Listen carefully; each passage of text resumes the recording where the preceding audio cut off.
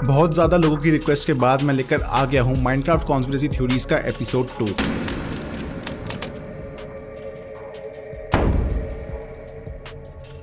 जिसमें आपको 10 dark secrets बताऊंगा गेम पे जो शायद आपको ना पता हो। ऑनेस्टली बताऊं तो मैं वीडियो नहीं बनाने वाला था क्योंकि यार माइनक्राफ्ट के डार्क सीक्रेट्स ढूंढने के चक्कर में ना बहुत हालत खराब हो गई थी, बड़ी मुश्किल से मिले थे। पर पिछले एपिसोड में इतने लोगों ने कहा कि भाई इसका पार्ट 2 लेकर आओ, तो फिर मैंने भी सोचा कि यार बनाते ही हैं, अब इतने लोग कह रहे हैं तो। एंड आज के एपिसोड में द वॉइड को डिटेल में जानेंगे, हीरोब्राइन की बात करेंगे एंड और भी काफी सारी इंटरेस्टिंग कॉन्स्पिरेसी थ्योरीज जानेंगे माइनक्राफ्ट की। तो बिना किसी देरी के स्टार्ट करते हैं, लेकिन उससे पहले वीडियो को लाइक कर दीजिए एंड चैनल भी जरूर सब्सक्राइब कर लीजिए ऐसी गेमिंग से रिलेटेड वीडियोस देखने के लिए। मैंने अपने लास्ट कॉन्स्पिरेसी थ्योरीज के एपिसोड में बताया था कि द वॉइड एक बहुत ही बड़ी मिस्ट्री है कि क्यों हम उसमें गिरते ही रहते हैं और फिर अचानक से मर भी जाते हैं। तब मैंने आपको बताया होगा कि शायद वहाँ ऑक्सीजन नहीं है या फिर वो जगह बहुत ही ज़्यादा ठंडी है। लेकिन अब मुझे द वॉइड से रिलेटेड बहुत ही इंटरेस्टिंग थ्योरी मिली है जो कि शायद सही भी हो। ये थ्योरी एक माइनक्राफ्ट यूजर मोचा 2007 ने पोस्ट करी थी कुछ साल पहले एंड इसमें बहुत सारी मैथ्स है। मतलब ये बंदा शायद एस्ट्रोफिजिसिस्ट है तो इसने इतनी सारी कैलकुलेशन कर ली। खैर मैं आपको कैलकुलेशन तो नहीं बताऊंगा वरना बोर हो जाओगे, लेकिन इस बंदे के हिसाब से माइनक्राफ्ट की दुनिया में जो वॉइड है वो शायद एक ब्लैक होल हो। अब ब्लैक होल अगर आपको नहीं पता तो बता दूं कि एक सेलेस्टियल बॉडी होती है जिसके थ्रू लाइट भी एस्केप नहीं कर सकती क्योंकि उसकी ग्रेविटी बहुत ही ज्यादा होती है एंड इसलिए वो काला भी दिखता है। अब इस बंदे ने माइनक्राफ्ट के वर्ल्ड का सरफेस एरिया से रेडियस और वॉल्यूम निकाला एंड जब उसे अर्थ से कंपेयर किया तो बहुत ही शॉकिंग रिजल्ट्स मिले कि माइनक्राफ्ट के वर्ल्ड का मास हमारी अर्थ से 28 बिलियन टाइम्स है, जिसका मतलब माइनक्राफ्ट का वर्ल्ड एक प्लैनेट तो छोड़ो एक स्टार भी नहीं हो सकता। इतना मास तो ब्लैक होल्स का ही होता है, इसीलिए शायद माइनक्राफ्ट का वर्ल्ड एक ब्लैक होल हो एंड अगर आप वॉइड में गिरते हो तो उसमें भी खींचे चले जाओगे एंड कुछ टाइम बाद इतना ज्यादा खींचे जाओगे कि आप मर जाओगे। और भाई मुझे तो थ्योरी बहुत ही ज्यादा कन्विंसिंग लग रही है, आपको क्या लगता है मुझे कमेंट्स में बताना। अब गेमर्स को माइनक्राफ्ट में बहुत तरह के स्टीव दिखे हैं, किसी को रेड स्टीव दिखा है, मैंने अपनी लास्ट वीडियो में ग्रीन स्टीव के बारे में बताया होगा। और यहाँ एक और प्लेयर है जो कहता है कि उसने ब्लू स्टीव देखा है। उसका कहना है कि एक दिन उसने सर्वाइवल मोड चालू किया और पूरे वर्ल्ड को मॉड्स की मदद से चेंज करके ओशियन का बना दिया, जिसका मतलब हर जगह सिर्फ पानी पानी था एंड जैसे ही वो स्पॉन हुआ तो वो पानी के अंदर गिर गया। फिर वो थोड़ा सा आगे बढ़ रहा था एंड तभी वो देखता है एक ब्लू स्टीव को, और ब्लू स्टीव कहता है कि मैं माइनक्राफ्टर्स को प्रोटेक्ट करने के लिए आता हूँ क्योंकि माइनक्राफ्ट में बहुत से ऐसे जीव आ जाते हैं, बहुत से ऐसे मॉब्स आ जाते हैं जो कि स्टीव को या फिर आपके मेन कैरेक्टर को परेशान करते हैं एंड इसलिए ब्लू स्टीव आपकी हेल्प करने के लिए आया है। अब ये बात कितनी सच है और कितनी नहीं ये तो पता नहीं, लेकिन काफी ही स्ट्रेंज स्टोरी है। फिर बात करते हैं हीरोब्राइन की एंड मैंने अपने पिछले एपिसोड में इसके बात ये सोचकर नहीं की थी क्योंकि बहुत ही पॉपुलर है एंड इसके बारे में तो ऑलरेडी सबको पता होगा। इवन मुझे लगा कि अगर मैं इसको इंक्लूड करूंगा पिछले एपिसोड में तो लोग कहेंगे कि भाई ये तो पता ही है, चल कुछ नया बता। लेकिन यहाँ तो सीन उल्टा निकला, मतलब लोग कह रहे थे कि कॉन्स्पिरेसी थ्योरीज का एपिसोड बना रहा है और हीरोब्राइन की बात नहीं कर रहा। तो ठीक है भाई फिर करते हैं इसकी बात। देखो हीरोब्राइन की मिस्ट्री तब से शुरू हुई थी जब एक बंदे ने माइनक्राफ्ट खेलते खेलते स्टीव जैसे किसी क्रीचर को देखा था पर उसकी आइज हॉलो थी। अब देखो मोजैंग से लेकर नॉच तक ने कहा है कि हीरोब्राइन ना ही था और ना ही होगा, क्योंकि उन्हें डर है कि अगर इस चीज के बारे में पेरेंट्स को पता लग गया तो पेरेंट्स को लगेगा कि उनके बच्चे एक ऐसा गेम खेल रहे हैं जिसके अंदर ऐसी हॉरर सी और ऐसी क्रीपी चीजें होती रहती हैं एंड वो फिर अपने बच्चों को गेम नहीं खेलने देंगे। लेकिन लोग फिर भी मानते नहीं है और उन्हें लगता है कि हाँ हीरोब्राइन है गेम के अंदर। नेक्स्ट हम बात करने जा रहे हैं नेदर की एंड आपके मन में भी शायद ये आता होगा कि ये आखिर क्या है, कौन सी जगह है, ये कहां पर है ये। तो गेम थ्योरीज ने इस पर एक काफी डिटेल वीडियो की थी एंड उनकी थ्योरी काफी ज्यादा बढ़िया लगी मुझे।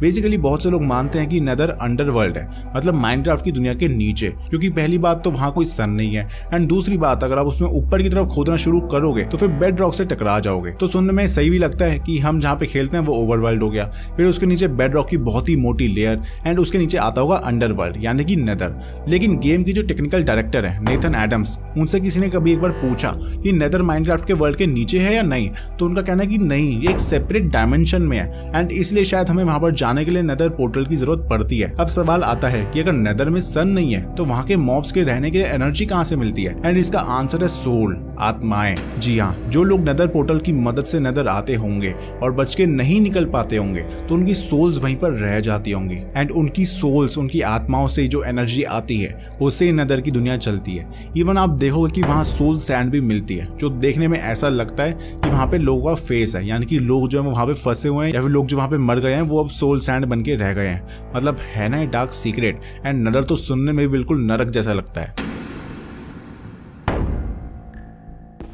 अब बहुत से फैंस को लगता है कि हीरोब्राइन नॉच के डेड ब्रदर है, मतलब उनके डेड ब्रदर का गोस्ट है जो कि गेम में हीरोब्राइन बन के आते हैं ताकि नॉच के साथ रह सके। इवन कुछ लोग तो मानते हैं कि नॉच ने अपने ब्रदर को एक डेविल यानी कि शैतान को सैक्रिफाइस किया था ताकि माइनक्राफ्ट गेम सक्सेसफुल हो सके। लेकिन आपको बता दूं कि नॉच का रियल लाइफ में कोई ब्रदर नहीं है। स्टिल फिर भी फैंस इस थ्योरी में विश्वास करते हैं।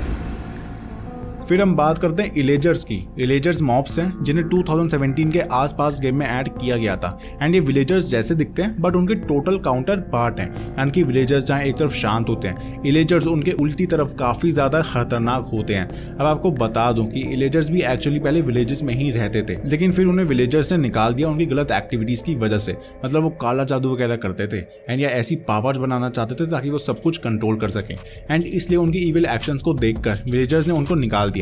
जिसके बाद वो वुडलैंड मैंशंस में जाकर रहने लगे एंड इन मैंशंस को ढूंढना काफी ज्यादा मुश्किल है क्योंकि बहुत ही रेयर है। इन मैंशंस में अगर कोई जाए तो काफी अजीब अजीब चीजें दिखेंगी, जैसे कि एंडर पोर्टल की एक फेक रेप्लिका, फिर माइनक्राफ्ट का एक नकली मैप, उसके अलावा जेल भी है वहां पर। तो सवाल आता है कि ये सब क्यों है वहां, वो ऐसा क्या कर रहे हैं। गेम थ्योरीज की थ्योरी ये है कि वो विलेजर्स को पकड़ कर लाते हैं और जेल में बंद कर देते हैं एंड उन पे एक्सपेरिमेंट्स करते हैं। काला जादू की मदद से उन्हें रेवेजर बना देते हैं क्योंकि विलेजर्स एंड रेवेजर्स के फेशियल फीचर्स एग्जैक्टली सिमिलर हैं एंड इलेजर्स सिर्फ विलेजर्स पे कंट्रोल नहीं करना चाहते बल्कि वो तो पूरे वर्ल्ड पे कंट्रोल करना चाहते हैं एंड इसलिए उनसे डरना चाहिए। फिर एक थ्योरी है जो कि नॉच ने खुद बनाई है कि हीरोब्राइन हमें कुछ बताने की कोशिश कर रहा है। उनके हिसाब से हीरोब्राइन खुद नहीं बोल सकता एंड कोई और तरीका भी नहीं है कम्युनिकेट करने का। वो तो शायद प्लेयर से कम्युनिकेट करने की कोशिश कर रहा है और उसे आगाह कर रहा है आने वाले डेंजर से बचने के लिए। मतलब नॉच के अकॉर्डिंग हीरोब्राइन हमारा वेल विशर है जो कि हमें अचानक से अपीयर एंड डिसअपीयर होकर डरा देता है ताकि हम डेंजर से बचे रहें। लेकिन ये डेंजर्स किस टाइप के हैं वो नहीं पता। वैसे हीरोब्राइन को लेकर भी बहुत कुछ है इंटरनेट पे। अगर आप चाहते हो कि मैं इसके ऊपर एक सेपरेट वीडियो बनाऊं जिसमें मैं हीरोब्राइन की ही बात करूंगा और बिल्कुल इन डेप्थ सब कुछ कवर कर दूंगा, तो नीचे कमेंट करके बताओ। फिर बात करते हैं मार्कस पर्सन की। एंड वैसे तो मैंने अपनी लास्ट वीडियो में बता ही दिया था कि उनका नाम माइनक्राफ्ट से हटा दिया गया है और उन्हें 10th ईयर की एनिवर्सरी पे भी नहीं बुलाया गया था। पर अब आपको उनकी रियल लाइफ के बारे में कुछ और चीजें भी बताता हूँ। वैसे तो नॉच ने अपनी लाइफ में बहुत सक्सेस देखी है क्योंकि 2014 तक वो गेम की 15 मिलियन कॉपीज बेच चुके थे। फिर उन्होंने $2.5 बिलियन की डील भी साइन कर ली अपनी कंपनी को माइक्रोसॉफ्ट को बेचने के लिए, क्योंकि उनका कहना था कि वो कोई एंटरप्रेन्योर नहीं है और कंपनी चलाने के प्रेशर से मुक्त होना चाहते हैं। अब हमें लगेगा कि यार बंदा बिलियनर है, पूरी जिंदगी कमाने की जरूरत नहीं है तो ऐशो आराम की जिंदगी जिएगा, लेकिन ऐसा नहीं था।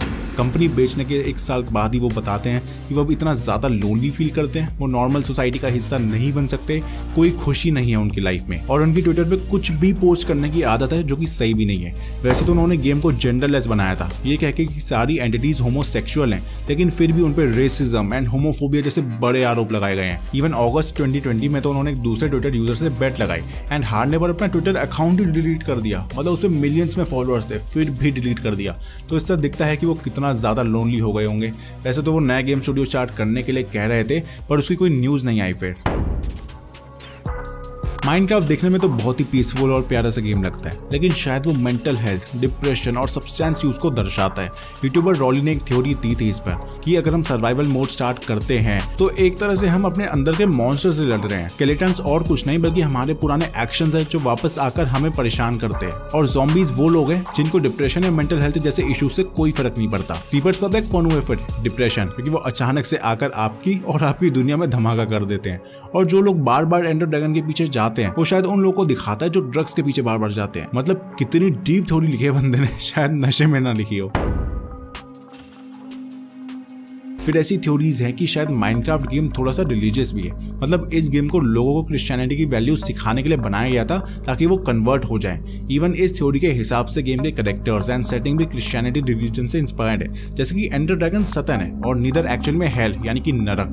विलेजर्स जो हैं वो रिलीजियस प्रिंसिपल्स को फॉलो करते हैं। खैर ये थ्योरी बहुत ही अजीब है पर मजेदार भी है सुनने में। गेम में कुछ भी ऐसा नहीं मिला है जिसे देखकर लोग क्रिश्चियनिटी को फॉलो करना स्टार्ट कर दे। और इसके क्रिएटर नॉच वो तो भगवान में मानती नहीं है, जिसका मतलब इस थ्योरी में कोई दम नहीं है। तो बस गाइज यही था आज के कॉन्स्पिरेसी थ्योरीज के एपिसोड में। आई होप कि ये वीडियो आपको पसंद आई होगी। अगर अच्छी लगे तो उसे लाइक कर देना और साथ ही चैनल भी जरूर सब्सक्राइब कर देना ऐसी वीडियोस देखने के लिए। मिलूंगा मैं आपसे अगली वीडियो में, तब तक के लिए टाटा बाय बाय।